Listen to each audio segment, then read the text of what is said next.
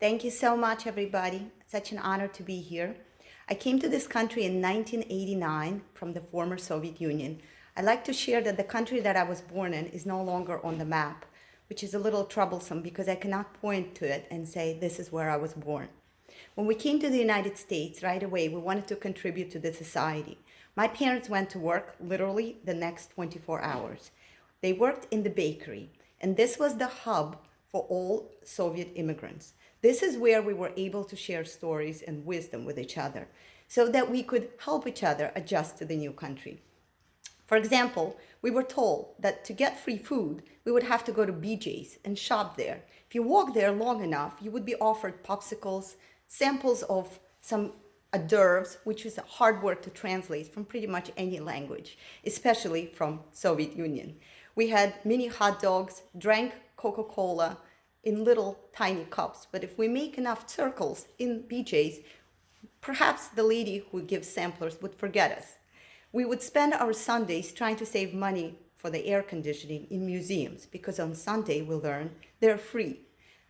To be honest, I still hate museums because I was made to stay there for many, many hours.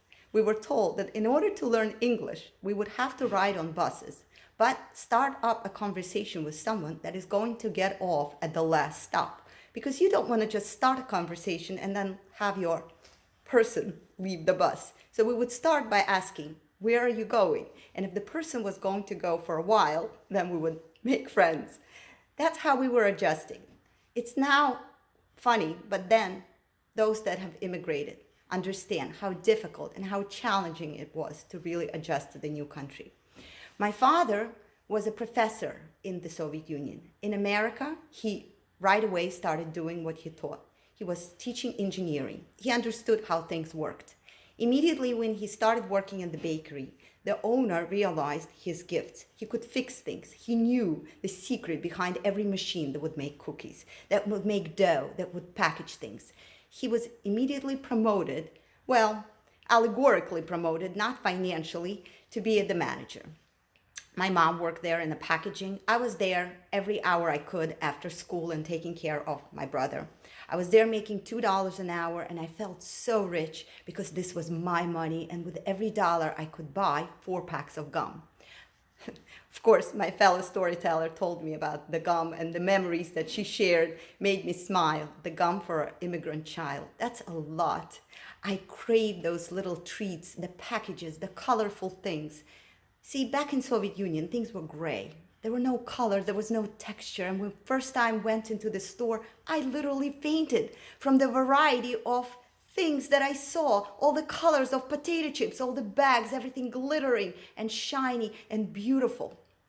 And so my father became the manager of the bakery with my mom and my little brother at hand. We would drag along, watch him work late at night and taste the cookies, whatever was broken and could be packaged. But a big day was coming. A few months after we started working there and help our father late at night, eat more than being productive, of course, there was big news. The news was that the Department of Industry or Department of something was coming to the bakery to check if everything was going fine. Well, this was a big day because, the bakery could have been closed if something was wrong. So my father was checking every single machinery, every single department to make sure that things will be done and ready for this huge inspection. So the big day has arrived. It was a group of about 6 or 7 people, and different people wanted to see different things. So the owner of the bakery told my father to try to walk with someone that was more interested in engineering, and he would be walking with someone that had to do some paperwork. My father spoke very little English. The owner was Russian, so he could communicate with the owner, but not so much with the people that came to inspect us. I remember that day like yesterday. Everybody was so nervous. This was it. We had to make a good impression. So my father pointed to machines. He did a great job, and eventually he returned to the office to wait for the other team members to return and finish their visit. And then at the office, there was a beautiful tray of assorted cookies as a little treat for the inspectors if they wanted to taste anything. And of course they did. Who wouldn't want to try rainbow cookies and beautiful chocolate rugelach? And so my father decided to do what Russians always do. See, we drink a lot of tea. Every single conversation has to be accompanied by tea drinking. And so my father decided it would be a great idea to make wonderful, strong tea for the inspectors from the state. So he opened the drawer of the owner's desk and saw that there were packages of tea. He didn't know how to read quite well in English, but it was a beautiful, colorful package. He didn't realize that the word on it was, excuse me, but it was laxative. You see, he didn't know that such thing existed because back in the Soviet Union, there was just one kind of tea called the black tea, the normal tea, the tea everybody drinks. Nobody ever could imagine that there was such a thing as a detox or laxative tea. So he put 2 packets inside the cup just to make sure that the inspectors get a very flavorful and wonderful kind of treat with the cookies.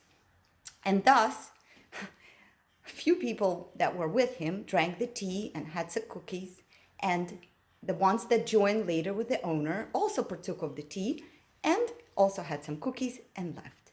And it was after they left that the owner of the bakery thanked my father profusely for all his support and help. And he turned to my father and said, "Oh, it's so wonderful you thought of making tea. Where did you get the tea?" And my father said, "Well, I was very creative. I just opened the drawer and I found it in your desk."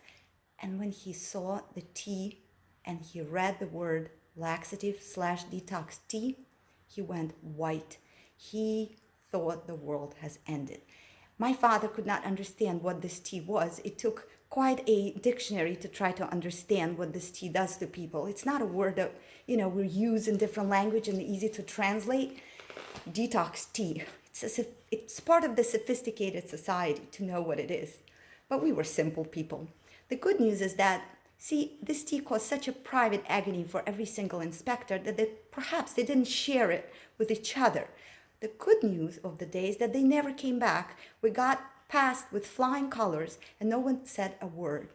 See, sometimes there is some good from not knowing the language. And eventually, as you transition into the culture, you learn about little perks of the society and you even embrace things such laxative detox teas.